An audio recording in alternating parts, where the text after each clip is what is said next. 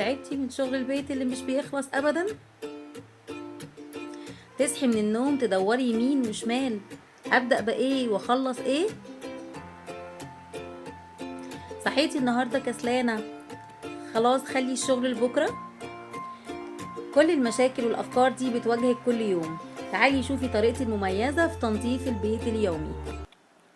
ازيكم اصحابي؟ دي طريقتي في التنظيف اليومي البيتي. الطريقة دي مش بتخلي بيتي متبهدل، وكمان مش بتخليني اكسل عن شغل البيت. الفكرة كلها في البوكس ده.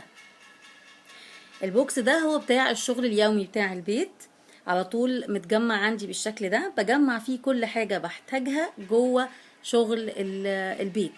يعني هو كده ثابت عندي، مش بيتغير او مش بفضيه وارجع اجمعه تاني.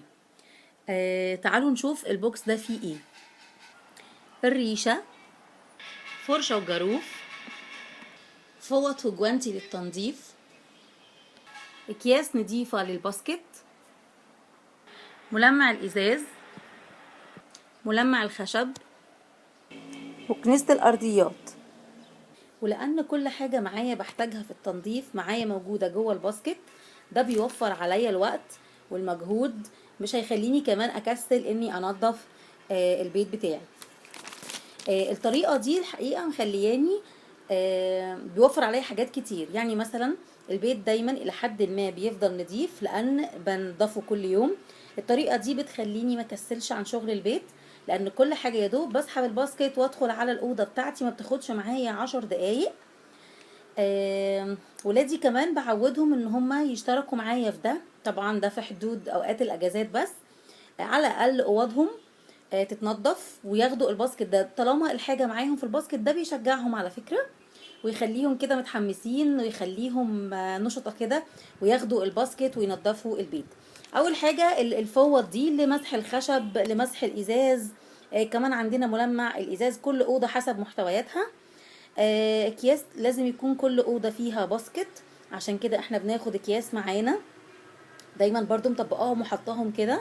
لما بسحبهم بحط غيرهم، بحطهم واغير الباسكت، او بعد ما اخلص شغل الاوضه بغير الكيس اللي موجود اوريدي في الاوضه ويتحط في الباسكت الكبير، ونحط باسكت نضيف.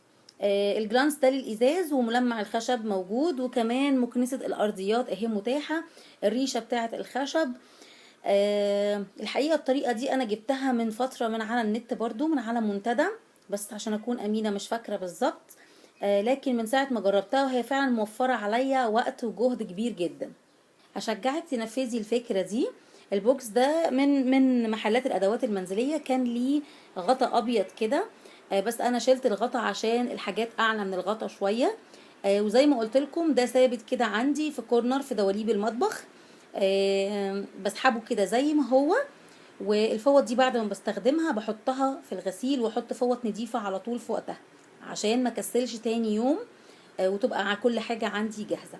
عشان اشجعك، شغلي ميوزك انت بتحبيها، واسحبي الباسكت بتاعك ويلا نضفي البيت اوضه اوضه. كل الشقه مش هتاخد معاكي ساعتين زمن، ده لانه كل يوم بتشتغلي فيها